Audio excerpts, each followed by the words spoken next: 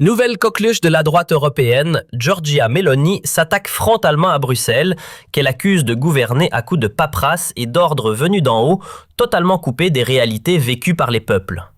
Elle vise sans détour Emmanuel Macron, qu'elle peint comme un fauteur de discorde, plus préoccupé par son ego que par l'unité européenne, prenant des décisions en solo comme s'il régnait sur un empire personnel. Pendant que les élites dressent des murs médiatiques pour étouffer toute pensée dissidente, la France, elle, reste suspendue, écartelée entre la montée fulgurante du Rassemblement national et la chape de plomb imposée par ceux qui contrôlent le récit.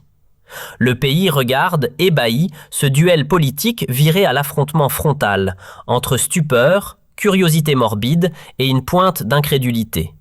Et ce n'est pas une fiction. En mai 2025, le Financial Times rapporte un épisode glaçant. Lors d'une réunion à Rome, Meloni explose de colère après que l'Italie ait été écartée d'un mini-sommet sur l'Ukraine. Elle accuse Macron de jouer solo, d'agir comme si l'Occident lui appartenait et d'affaiblir par pur ego toute tentative d'unité face aux grands bouleversements mondiaux. Touché dans son orgueil, le président français riposte lors d'une conférence de presse, parlant d'une manipulation venue tout droit du manuel du Kremlin. Mais sa défense, mal calibrée, se retourne contre lui. Viktor Orban, suivi d'un bataillon de commentateurs sur X, en fait un mème géant. Et pendant que les médias proches du pouvoir s'efforcent de dégonfler la polémique, Macron recycle des discours fatigués sur l'Europe unie et la souveraineté de l'Union, espérant éteindre l'incendie avec des slogans dépassés. Ce couac, loin d'être anodin, laisse entrevoir un président fragilisé, dont l'image de stratège éclairé menace de s'effondrer. Pourquoi Meloni frappe-t-elle si fort, si soudainement? Pourquoi Macron devient-il la risée diplomatique d'une partie du monde? Et surtout, quelles conséquences cette querelle publique peut-elle avoir sur la stabilité de la France, l'avenir de l'Europe et les relations déjà fébriles avec Washington? Pour y voir clair, il faut tout reprendre depuis le début et démonter l'engrenage pièce par pièce. Chaque seconde qui s'écoule coûte une petite fortune à la France, 5 000 €. 10 secondes, l'équivalent du prix d'un appartement dans certaines villes. Et tout ça orchestré par une poignée d'hommes, 7 pour être précis, dont le plus en vue, Emmanuel Macron, a réussi l'exploit de creuser la dette nationale de plus de 300 milliards d'euros en seulement 7 ans. Une prouesse si on aime les abîmes financiers. Mais ne vous inquiétez pas, ce ne sera pas lui qui réglera la facture. Trop occupé à faire pleuvoir les milliards vers Kiev. Pendant ce temps, les Français suffoquent. Les taxes flambent.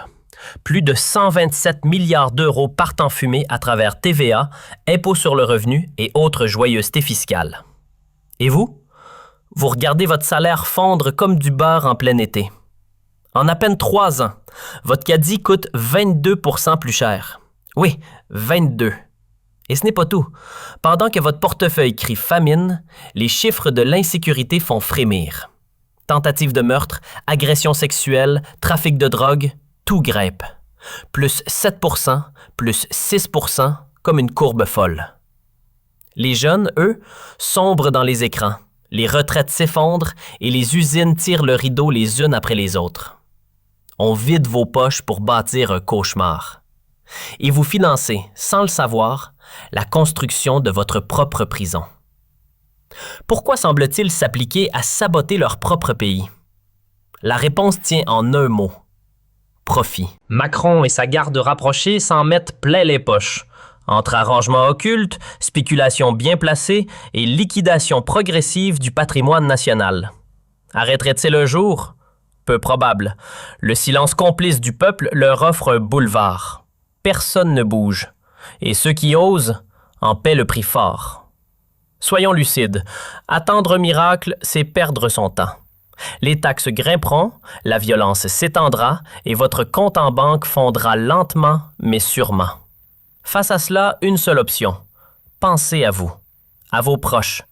Tentez de survivre. Gagnez plus, d'accord, mais comment? Travaillez davantage? Vous êtes déjà au bout du rouleau. Doublez vos heures? Impossible. Risquer l'illégalité? C'est une route sans retour. Mais il existe un autre chemin, légal, simple, mais peu connu. Une manière de sortir la tête de l'eau sans enfreindre la loi. Tout est prêt. On a regroupé les informations essentielles dans un canal privé sur Telegram. Vous pouvez y accéder gratuitement dès ce soir, mais ne tardez pas, la fenêtre ne restera pas ouverte longtemps. Et pendant que vous luttez pour garder la tête hors de l'eau, l'Italie, elle, passe à l'action. Selon plusieurs sources proches de Rome, relayées par wistjournal.com et boostées par des publications virales sur X, Meloni a mis Macron dos au mur. Confronté à ses propres contradictions, le président français s'est effondré. Écrasé par son propre orgueil, incapable de sortir une seule réponse qui tienne la route. Pour des millions de Français assoiffés de vérité dans une mer de mensonges soigneusement cultivée par les sphères dirigeantes, c'est une gifle brutale. Tandis que l'élite médiatique impose sa censure feutrée, le Rassemblement national, désormais force numéro 1 au Parlement européen depuis 2024, s'attaque sans relâche à cette fiction nommée « barrière antifasciste », une façade montée de toutes pièces pour bâillonner l'opposition et verrouiller le système. Ce rempart idéologique, que les puissants pensaient éternel, s'effondre désormais au contact d'un peuple qui réclame des comptes. La soif de clarté, de souveraineté, de sécurité, portée avec fermeté par Marine Le Pen et Jordan Bardella, devient impossible à ignorer. Leur message, limpide, ancré dans le bon sens, tranche avec le discours technocratique usé des élites. Et cette ligne de conduite, loin d'être isolée, résonne à l'international. Meloni, Trump, Orban, tous défient les récits préfabriqués des globalistes avec la même intensité. L'heure n'est plus aux demi-mesures. L'Europe exige désormais une transparence totale, sans filtre ni compromis. À Rome, Meloni ne mâche pas ses mots. Dans un discours tranchant, elle somme l'Union européenne de mettre fin à ses dictats technocratiques et fustige Macron pour ses lubies qui sapent l'unité du continent. D'un côté, l'Italie défend une Europe des patries et des peuples. De l'autre, Macron persiste dans son rôle de VRP de Bruxelles, accroché à une vision mondialisée qui peine à résister aux crises successives, de l'Ukraine à l'inflation. Tandis que Meloni multiplie les alliances stratégiques, tisse sa toile diplomatique et imprime sa vision souverainiste sur la scène mondiale, Emmanuel Macron, lui, reste immobile. Retranché dans son palais comme un roi déconnecté, il observe sans mot dire, incapable de produire la moindre réponse qui tienne la route. En mai 2025, l'Élysée tente un pari risqué. Balayer les accusations de Meloni comme étant de simples élucubrations populistes. Résultat, loin d'éteindre l'incendie, la manœuvre jette de l'huile sur le feu et transforme un revers politique en humiliation publique. Car Macron le sait trop bien. Depuis longtemps, il mène une double vie politique. À Bruxelles, il joue les libéraux progressistes, modèle d'intégration et d'européisme assumé. Mais une fois rentré à Paris, c'est un tout autre personnage, verrouilleur de débats, censeur masqué, maître du discours unique. Deux visages pour un même homme. Face à lui, Meloni incarne l'exact opposé. Soutenue par Viktor Orban et acclamée sur X par une armée de voix conservatrices, elle est peinte comme la résistante d'une Europe à taille humaine. Les messages affluent. Meloni humilie Macron. L'UE chancelle. Les élites tremblent. Ce n'est pas une anecdote. C'est le symptôme d'une ère qui bascule. Les peuples ouvrent les yeux. Mais au fond, qui est vraiment Emmanuel Macron? Ce président raillé publiquement, attaché à une vision européenne qui n'a plus d'écho. Il est temps de lever le voile sur cette figure lissée, façonnée à coups de storytelling, et de découvrir ce qui se cache réellement derrière ce masque soigneusement poli par des années de mise en scène. Emmanuel Macron aime se présenter comme un dirigeant du futur, progressiste, lucide, porteur d'une vision éclairée. Mais derrière cette image léchée se cache un passé lourd qui jette une ombre sur sa légitimité. Comment accorder notre confiance à un homme censé piloter la France au milieu des tempêtes mondiales, alors que son parcours est jalonné d'affaires financières troubles et d'alliances pour le moins inquiétantes? Il ne manque jamais une occasion de rappeler son passage chez Rothschild, ni ses accointances rapides avec le gratin mondial. Mais ce récit, qu'il vend comme une success story, sonne plus comme le CV d'un ambitieux stratège prêt à tout. Derrière le vernis du charme et de la réussite, on perçoit les contours d'un joueur calculateur dont l'ascension soulève bien plus de doutes que d'admiration. Les petites histoires qu'il aime raconter n'ont rien d'inspirant. Elles ne trahissent ni proximité avec le peuple, ni sincérité. Au contraire, elles dépeignent le portrait d'un homme dont la froideur tactique et l'obsession du contrôle devraient alarmer quiconque croit encore en la responsabilité morale des gouvernants. Son opacité chronique n'est pas une maladresse, c'est un choix. Et ce choix trahit un profond mépris pour ceux qu'il prétend représenter, surtout dès qu'ils osent poser les questions qui dérangent. Ce schéma ne date pas d'hier. Rappelez-vous la crise des retraites de 2019 à 2020. Au lieu d'un dialogue, ce fut l'opacité. Les réformes, menées en douce, ont balayé ces engagements de transparence. Résultat, des mois de colère dans la rue, des centaines de milliers de Français révoltés face à un pouvoir qui impose sans écouter.